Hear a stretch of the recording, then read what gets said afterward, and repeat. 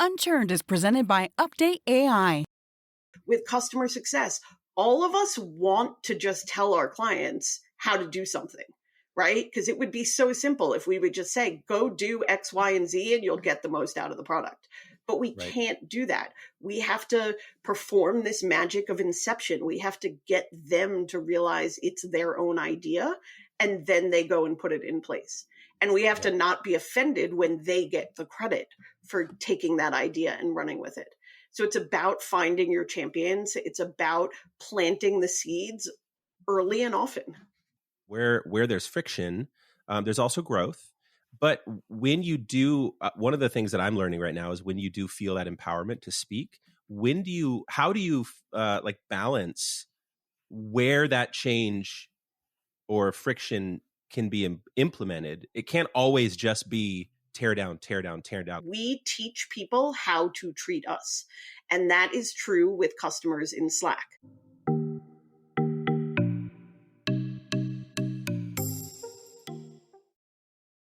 When does this go live, Josh? Wednesday. When? So does my new podcast. How amazing. Coincidental. Oh my gosh, isn't that so crazy? That's how we're starting this episode. Welcome everybody to Kristi's new podcast. I mean, Unchurned, presented by UpdateAI, CSMs, but just the precursor to Kristi's new podcast. Kristi, tell us all about your new podcast. I'm so excited. So it's called She Is So Sweet because I had to make it a little cheeky.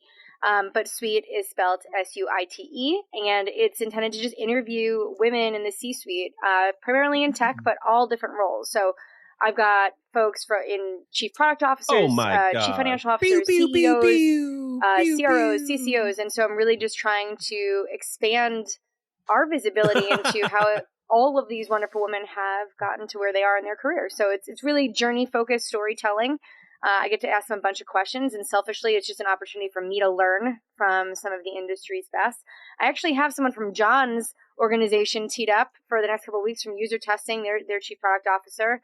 I've got a great lineup of folks. I've got folks from Calendly on the schedule. I mean, it's just I've been really amazed at all C-suite. Right?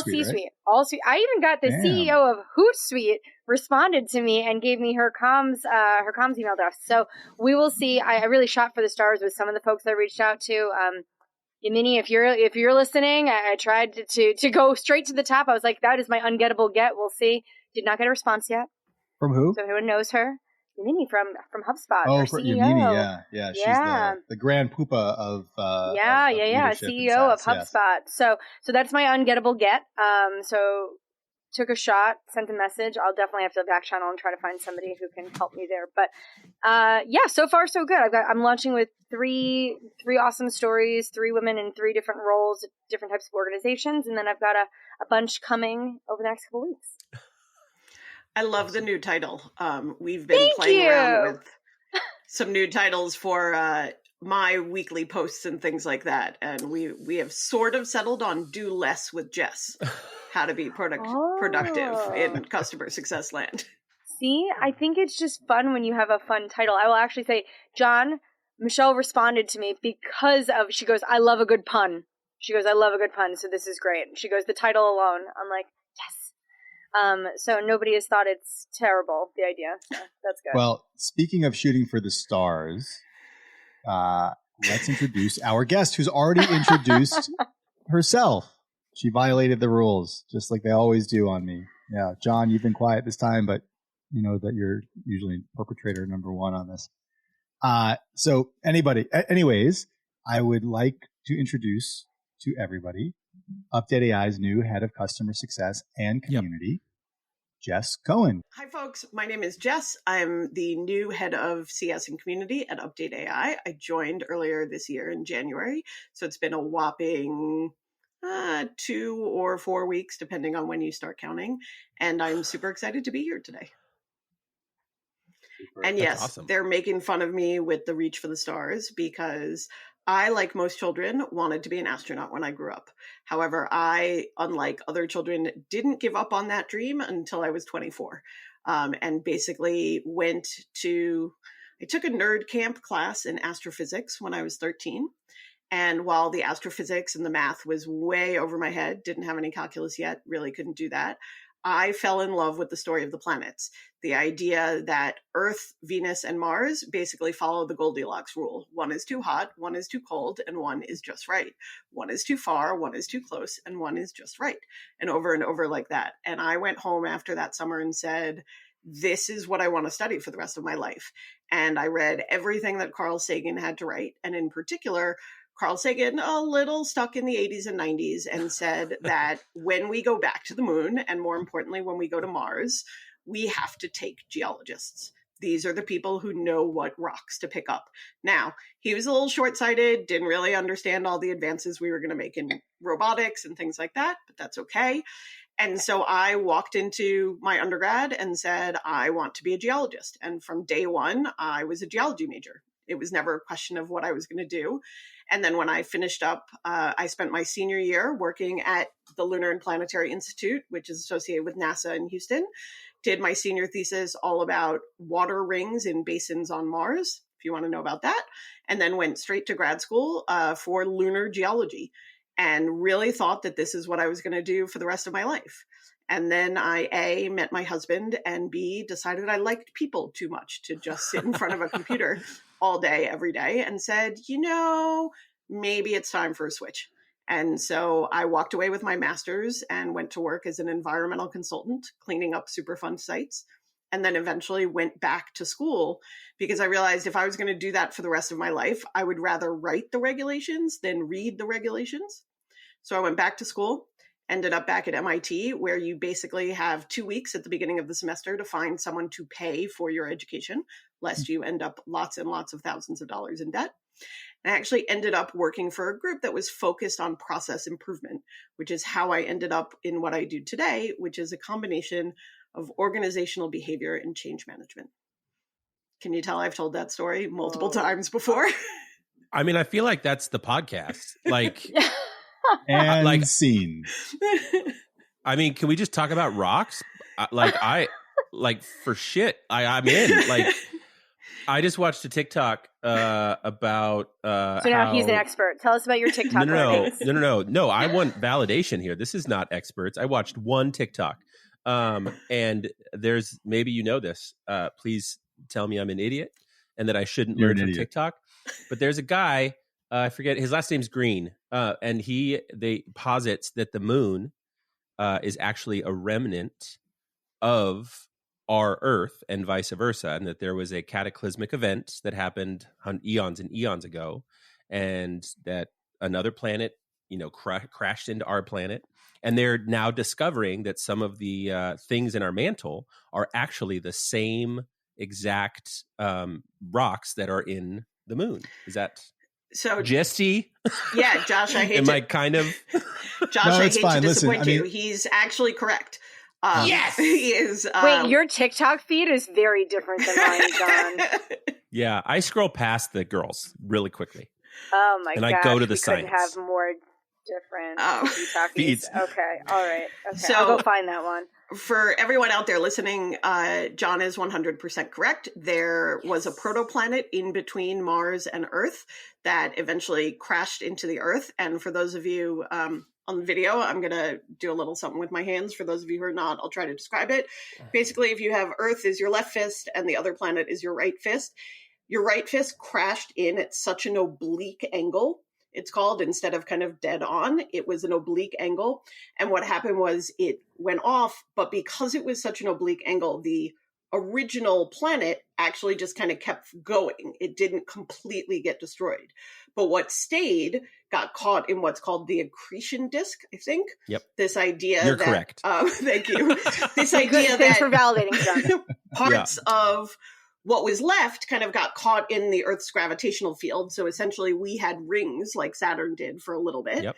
And then over time, those coalesced gravitationally into what we know as the moon, which means that the moon is kind of a combination of that protoplanet and what popped out of the Earth when it got hit. And that's actually related to what I did my master's thesis on, which, if anyone wants to go look it up, was a study of 7 particular lunar craters on the moon, where if you think about a pool of water, when you throw a stone into a pool of water, it ripples out and you get this peak in the middle. Now, what happens on the moon when you're talking about millions of years and really different temperatures is that central peak can actually freeze. And so by studying through mass spectrometry what's going on in that lunar peak, you can tell what's on the inside of the moon. And that's how we know that a lot of those those central peaks of lunar craters are made of olivine, which is a really cool ferrous green mineral. If you've ever been to the green sand beach in Hawaii, it's made of olivine. But olivine is one of the things that's absolutely in our mantle as well. That's amazing. But how do you feel about Travis Kelce and Taylor Swift? I was going to say, does anyone want to know how many grams of protein I had for lunch? How many splat points did you I did not get any earn? splat points 6. I am trying to stay in the green zone training for my endurance. I'm trying to build endurance, so I do not want to spike my heart rate. So I did the 23 minutes at just like almost like a base and a little bit higher than a base, John. Thank you for asking. What are you training for? The accretion disc. I have a bunch of half marathons coming up, and then Can you just combine it to one, just a full marathon? I'm doing that for next year. Right? I'm doing the 9+1 this year, so I can run the New York City Marathon next year. Oh, that's good. Yeah. So I want to cheer you on for that. I can pull these two together, Oh, though. here we go. My proteins or the running? I'm just curious. The running. Okay, let's go. So basically, when I walked away from geology and I started so here studying for this conversation. process improvement, right? Which process improvement really boils down to how do you change your behavior? How do you do something different? And I actually spent years studying runners and programs like Weight Watchers and Alcoholics Anonymous to really think about what is the human motivation that gets people to change how they behave. And that's exactly what I do now as a CSM. And what we all do as customer success professionals is we are trying to get people to change their behavior and do their work process a different way. So it all comes full circle, I promise. I want to know why not everyone wants to exercise like me. Just kidding. So I can't, here's one. I had a joke, but I held it in. Continue, Jess. I hate exercising. What? Yeah, exactly. Like all kinds? But would you kinds. consider walking exercise? So yes. And the only reason I walk is because I have an under desk treadmill and I walk because that little extra walking while I'm typing is enough to keep me concentrated and focused on what I'm doing. I have never gotten a dopamine high of any sort from exercise. It's a pain in the ass. We need to play some pickleball. Part of like even group sports, and like maybe this is the ADHD in me. If I'm not good at something, I won't do it. So John, I remember stepping up to the baseline for my very first tennis lesson ever. And the coach said, "You look like you're going to know what you're doing." And I swung and I missed completely. And that was it. Never, ever wanted to play tennis again. What? So you'll walk away from anything you're not good at? Yep. I'm a I would not There's a exist. If I pragmatic walked away from approach. everything I wasn't good at, I would do nothing. No, but I also I get that a little bit as somebody who also struggles with I don't ever want to be seen as somebody who doesn't know my shit. And when I do push into it a little bit, but I the counter to that is that you also lean really hard into what you are good at. And I think that sometimes people don't have that part, and it's a sad part of life. And they're like, "Oh, I just quit," and they don't do anything. But to kind of curry the first 75 hours of this podcast already, you are very good at a ton of other stuff, right? So it's not like it's I don't do anything. It's just, you know what? I'm good. I don't need to do that. Yeah. And I love trying new things, which is how the taxidermy came about. And I've taken I want to know what a bad taxidermist looks like. Oh, that is an Instagram. I'm sure there's a Tumblr. Oh yeah, that is super fun. My favorite these days. So I've only done little animals like squirrels and chipmunks, and I really want to graduate. I'll get you some more. But wow, there is a woman out there that makes white mice into strippers. Sorry if that's not you have to go and Google this. What? They that are definitely also adorable. feels like that would probably be in my TikTok feed or something. That feels right around the content I'd be consuming. And by strippers, I really mean very classy pole dancers, which is a whole different world. But it is just there is fascinating. a difference. And there's pole a woman. dancing is very hard, actually. Yeah, there's a woman who takes alligator bodies and takes their heads and puts them on the old creepy dolls, which also just fascinating. I am just in awe of you, Jess. This conversation is when I don't know where this is going to go. I just want to sit like. I don't think it needs to go anywhere, John. No. I think it's just this might not be a very linear conversation. It might just be a conversation that exists. It's just it has no direction. So, remember, not all that wander are lost. And okay, my favorite is so there's a great book that I once read. Again, my brain does wander like this a lot. Mostly to the bad stuff, but that's a different topic that we can talk to. But there's a great book. I can't remember the title, but the author is Nir Eyal. He writes a lot about productivity. And one of my favorite sayings that I remind myself and people of all the time is wasted time is not wasted time if you plan to waste it. And that comes back to the idea of, Kristi, that your brain is a muscle just like everything else. And you wouldn't do a 5-mile run followed by a 50-minute leg day. You would give yourself a break.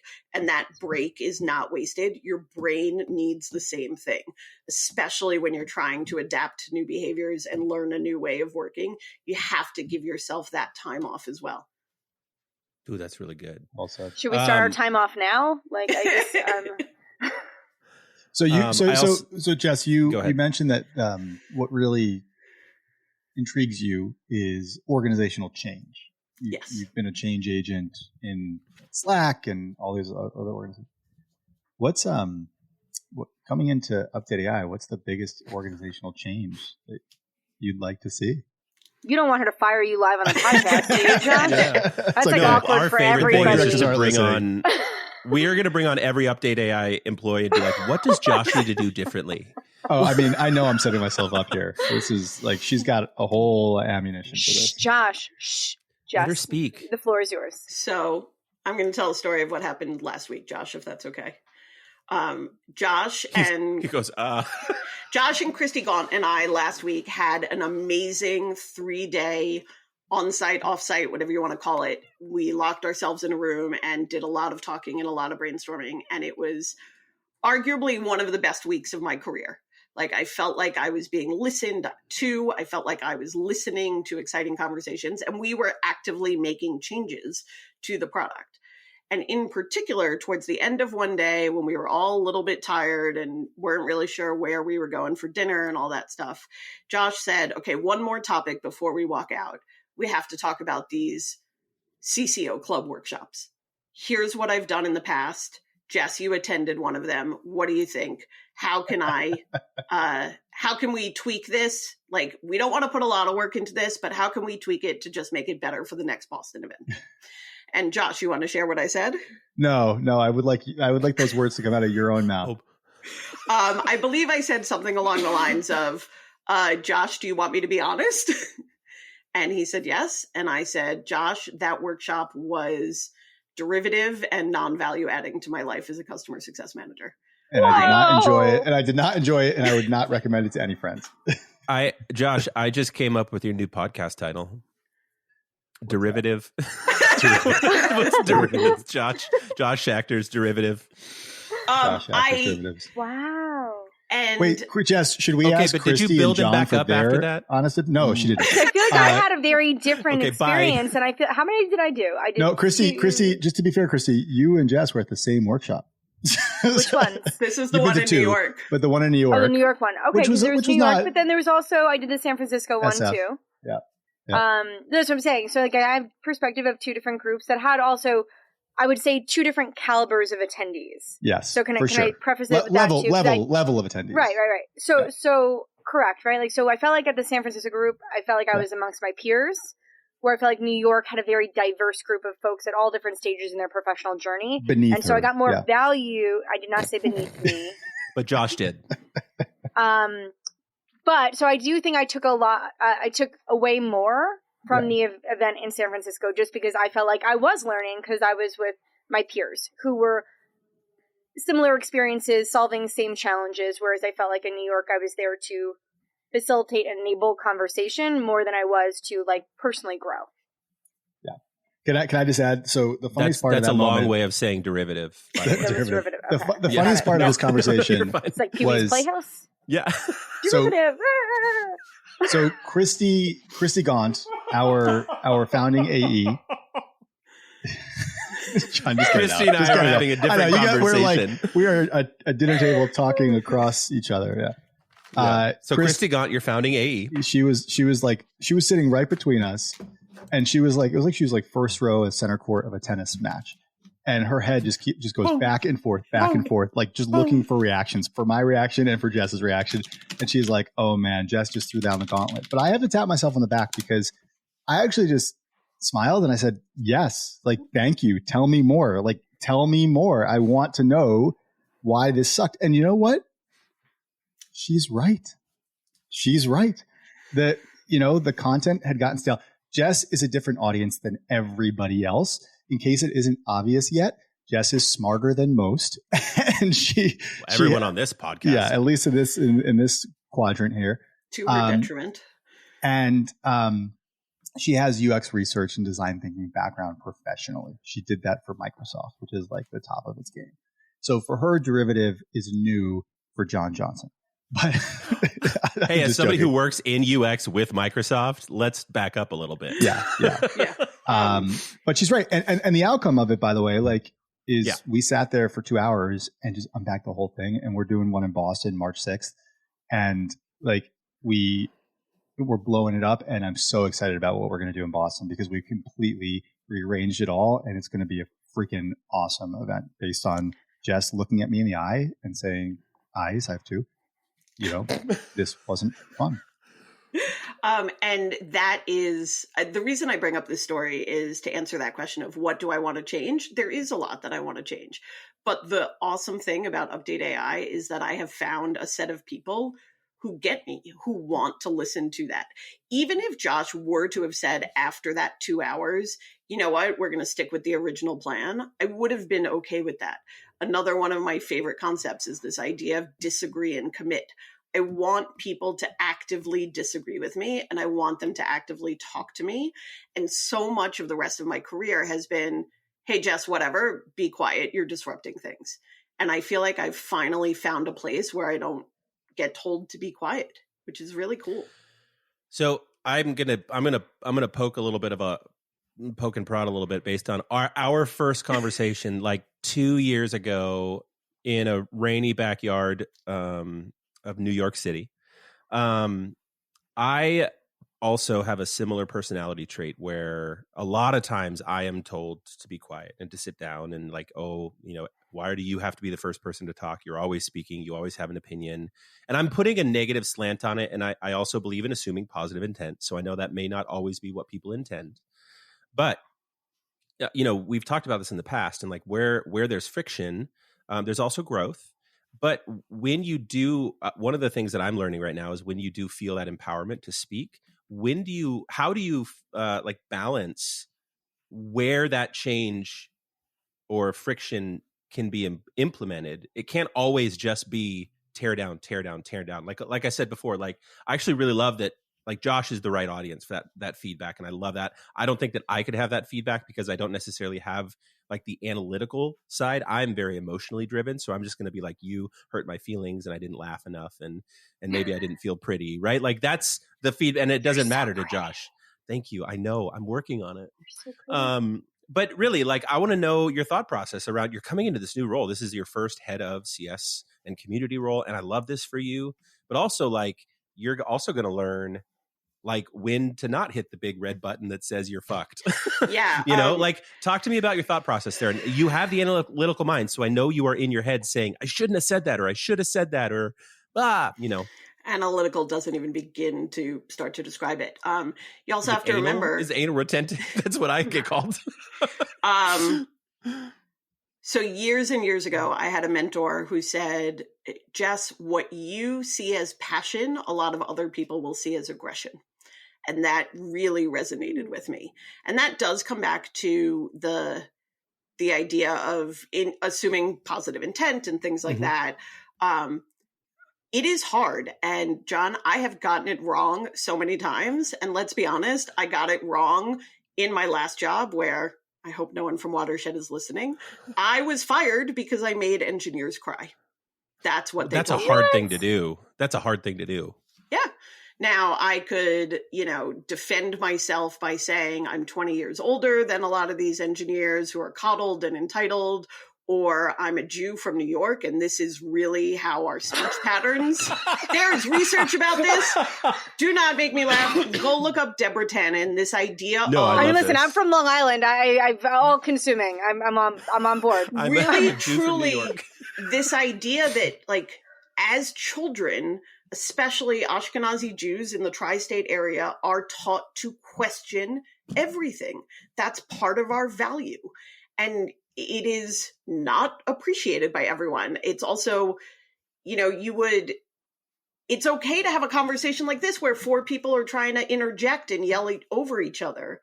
But I've also been in communities where that is super scary to people. And so, John, that's what I'm trying to get better at, is to figure out, when am I with my people? When am I not with my people? And if I am not with my people, how can it's going to take longer, right? The same feedback that I could give to Josh in one afternoon might take me a month to get through to other people. And it's the same thing for customer success, because see, I'm really smart and can bring all these things back. With customer success, all of us want to just tell our clients how to do something, right? Because it would be so simple if we would just say, go do X, Y, and Z, and you'll get the most out of the product. But we can't do that. We have to perform this magic of inception. We have to get them to realize it's their own idea, and then they go and put it in place. And we have to not be offended when they get the credit for taking that idea and running with it. So it's about finding your champions. It's about planting the seeds early and often. Jess, why are you a customer success manager and now leader? How come you're not like the world's first female Jewish astronaut from Bayside, Queens? Like, what's drawn you to customer success? What happened? Yeah, what happened along the road? That's what he's there? asking. What happened in your life? How did that do you left want to turn? talk about it? Yeah. It's a variety of things, to be super honest. So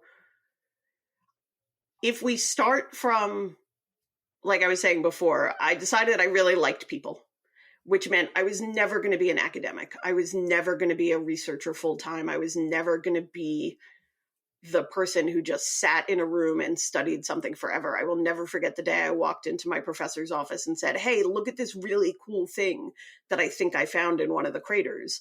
And she looked at me and said, that's interesting. Why don't you study it for 3 months and get back to me? And I'm like, no, I don't have that kind of patience. That's not going to work for me. You want motion? I do. Josh, by the way, made us all take the Gallup Strengths Finder test recently, and we confirmed that one of my 5 strengths is the activator, which is I like to keep things moving forward. So I wasn't going to be a researcher. So once I left that, it was just kind of, well, where do I go next? And to be super honest, I've had a lot of weird quirks about my career that took me to different places, right? So Kristi talks about her fascination with consulting. There is a lot of value to consulting. Obsession. I started my career as a change management consultant with IBM, and I might still be there, and this was literally 20 years ago, had my husband not gotten an offer to move to Copenhagen, Denmark, and I followed him. And so all of a sudden, I found myself in a foreign country, and I had to find a totally new job. And I found a job and I loved it. I was working for a shipping company. We were working on strategic projects. We were improving processes. I got to travel. I got to visit 40 countries in 5 years, really taught me everything I know about how to communicate to people with different cultural languages in how they want to get something done. And then my husband was told that he was the most expensive and longest running expat for his company ever. And we had to leave the country. So I went back to Boston and had to say, okay, am I staying in logistics and going to try to do this, or am I going to fall back on my change management skills? And I fell back on change management, mostly because there weren't any big shipping companies with offices in Boston. And since then, I've been chasing this dream of how do I get to be a person who actually changes people's behavior? And customer success is a really great way to do that. Yeah, and just to speak a little bit of, I really love the move from like research and even like design, like UX design into CS. So as everybody knows, I work for a company that builds like UXR and UXD platforms, right? To kind of power what people do on websites, how to make it easier. And we've actually been bringing in a lot of, if you've not seen, there's been a ton of layoffs in the research world, right? Just tons and tons of jobs are getting cut left and right. And we're actually hiring we just brought somebody else from like USAA as a researcher into the CS role. And there's a lot of like analogs between the two roles. And a lot of those shared skills. So it's not really too big of a stretch for me. I love the background of consulting because it's, project-based problem solving. And then you've got the research where it's like, I just got to listen to these people. I got to like really look at the data and like dig into what's happening. Right. Exactly. My job at Microsoft was basically to travel around the world and ask people what they didn't like about Microsoft Office, whether that be Outlook, Excel, Teams had just been launched the year before I was there. And I was brought in especially to work on a product that I think is now called Vista, something like that. But at the time it was workplace analytics, which is essentially, if you look at Google now and you know how it tracks how many hours you spend in meetings and things like that, it was a product that was supposed to do that. It was supposed to be a Fitbit for your calendar and stuff like that. And I really loved the job and I loved the product as a tool. I did not love the product as this like creepy policing thing that it became. Right. But through working on that product and working with CSMs at Microsoft, I said, hey, I could be this CSM. I could be that translator between the customer and product and try to help a customer change their behavior at the same time. I left Microsoft under not great circumstances, again, because they don't accept the loudmouth ADHD Jew from New York as a way to talk. They have a very, very different culture, and I didn't fit in there. And so when I got to New York, I said, okay, I got to find a new job. Slack was hiring for CSMs. I faked my way in, and they hired me. And that was your first CS role? That was my first official CS role. And how many years have you been in CS officially? So now I've been in CS for about 5 years officially. So about 2 or so with Slack, 2 or so with Watershed, and now with UpdateAI. So I want to talk about Slack because I remember specifically, I just really loved this conversation. When Josh and I first met, I was up in New York meeting some customers, and he hosted a little happy hour. And I had just gotten, some of these kind of awards. And he hosted me, and it was a really cool moment to meet a bunch of folks that I didn't know in New York, and Jess was there, and he made some great brisket, and we got to meet his dog, and it was really great. Like, it was just a really good time. But you were at Slack at the time, and I think you were in the process of looking at Watershed or looking at a move. Yep. But we had probably one of the fieriest conversations about emojis in Slack that I've ever had. And we did not agree on anything. Yep. Ever in that conversation. And I would love to hear if your perspective has changed in any way. Whoa. You guys have to unpack that and like rewind, because what is it about emojis? What stance did you both take? I have a lot of strong opinions. I'm going to share my reminder. I will say what I remember, and then I want Jess to be like, you're an idiot, John. This is what actually happened. Because I am, like I said, I'm emotionally driven. So everything is tied to emotion. It is not tied to analytics. So we were talking about the way that Slack uses emojis as a form of communication. As in, instead of saying, hey, I got it, they put the eye emoji on it. Instead of saying this is done, they put the thumbs up, and like, it's a form of communication. And I hate that. Absolutely hate that shit. Like, just tell me that it's done. I don't know what a thumbs up mean. Like, there is no shared design language in our organization. Maybe in Slack, and this is where the friction came on. It's the checkbox. It's the checkbox. Yeah, that's right. The checkbox. No, but like, there is this thing where it's like, there is an internal language that was at Slack. And I felt like we were actually, what was more at friction was our perspectives on like personality, because you were coming from an inclusive environment where that is agreed, and mine, they just, a monkey covering their eyes like I didn't see it. It's like, what does that even like? I can't trust. There's That's no the one audit that trail John for me gets to go most back. often in response to Slack. Somebody No, with it's the a one that monkey. says it's a no. Oh, I It's send the- the girl that's like, I don't know. I don't know. Am I tracking well? Like, is that kind of what we're at? Absolutely. So my emotions are not lying to me. No, they are here. not. And before I answer, I would love to hear Kristi's opinion on those statements. Oh, I hate Slack so much. I think it is ruining the entire universe. I can't get any work done. I think it's where all work goes to die. I think that it's a productivity killer. If I had to manage Slack all day and just all the conversations that were going on there, I literally wouldn't do my job.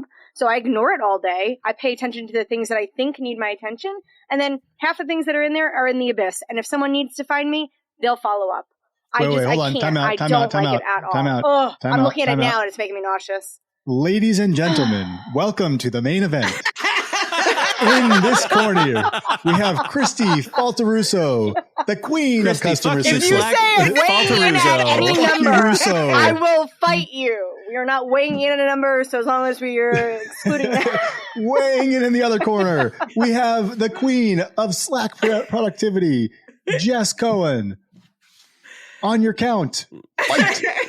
No, I just Ding, don't ding, like ding. it. I just really don't enjoy anything about it. I miss like AOL Instant Messenger. This is just too much.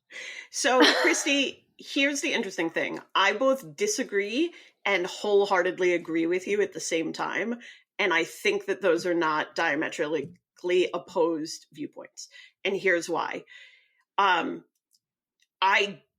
The tack that you're ending up taking out of spite of saying, I'm only going to pay attention to things that I'm mentioned in, is actually the advice that I give to everyone. Get used to letting go of everything else. We have this perception in our heads. Whoa. We're not trying to grow here, guys. All right. We're fighting. None of this. What is this? Like, hold Is this on. a deeper issue? Yes. You went into like change, like, listen, I'm going to validate you. It's a compliment sandwich. No, Jess, he's just mad that that's not how you approach the conversation with him. No. It's fine. No, I John totally is ignored. absolutely wrong. No, Yeah, it's totally. Yeah. actually, I hate to say it, John, you were kind of right too, because you did make me realize that exactly what you were talking about, that there are operational definitions that everyone has to be in on, right? And I realized that at Slack, they taught us that at day one, right? And so what did I do when I got to UpdateAI, Josh? You ran a Slack 101 workshop. So can I say that? Like, I think organizations. So what you're take- saying is that if feedback that John gave you is in Ooh, your that current was a, role that was a is gross helping- interruption right is there. Okay, that was intentional. I let him continue. But no. I think that there's a really valid point here. I don't think that companies really design a culture around Slack. And then you have employees who just use it haphazardly the way that they did at other companies or the way that they think it should be used. Or like, let's just be honest here. I don't know 90% of the functionality that Slack even has. Like, I don't even know how to do things in there except like respond. So if a company isn't designing a culture around how to use it and like creating rules and like regulation around it and like a governance around it, I think it's the experience that I'm having every time I use it, which is just Kristi, like, oh my God, guys- it's overwhelming. It's horrible. Are you guys using it with your 1000%. customers? What? Are you guys using it with your customers? No. Isn't that what Fina does though? Like, isn't that Yeah. the point Fina's of their helping with product? that. It's like, Yeah. yeah. What we're We working don't with them on use that. it because it's too much. I have a Imagine statement if to my make. customer was there, I'd have to ignore them too. Like, it would be horrible. So I I the think feel if like I'm you're not- ignoring my employees. I really think if you're cool not part- using it for customers with your customers, No, then we're you're not. behind. Then you're behind the times. Jess, So validate this me on is the that. really cool thing, because All right, when this tell me later. podcast comes out, by the time this comes out, y'all should go, anyone listening, go and check out my LinkedIn profile, because Slack turns 10 this week. And I have written a LinkedIn post that says Slack plus CS equals magic. And here are my tips for how, as a CS leader and an individual contributor, you can use Slack. And I even mentioned Thina, because I really think it fits really nicely together to manage your customer accounts. Look, there's a quote from Maya Angelou. You guys are getting all my good quotes today that says, we teach people how to treat us. And that is true with customers in Slack. If you let someone treat Slack like an instant messenger, they're going to use it like an instant messenger. Right. If you treat it like a ticketing system or like an email system where you don't respond for 24 or 48 hours or whatever your SLA is with customers, that's okay. They'll get into that groove. And then it just becomes a better record of things. And I don't have to worry about CCing Josh on all of my emails. The history is there if he needs it.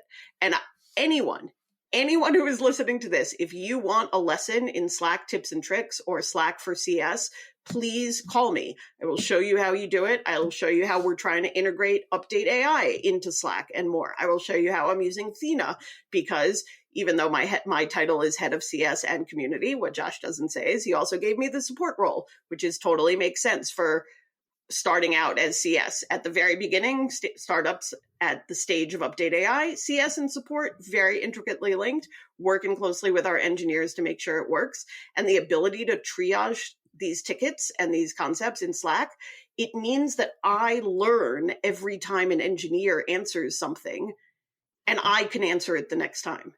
Ooh, tell them what you did with the engineering. Tell them what you did with Kappa and the engineering sidekicks that you now brought on board. Oh, this is something that I think I first learned about at Slack. And then we tried it at Watershed and it kind of worked. But this concept of an adoptive engineer. Kristi or John, have you ever heard about this?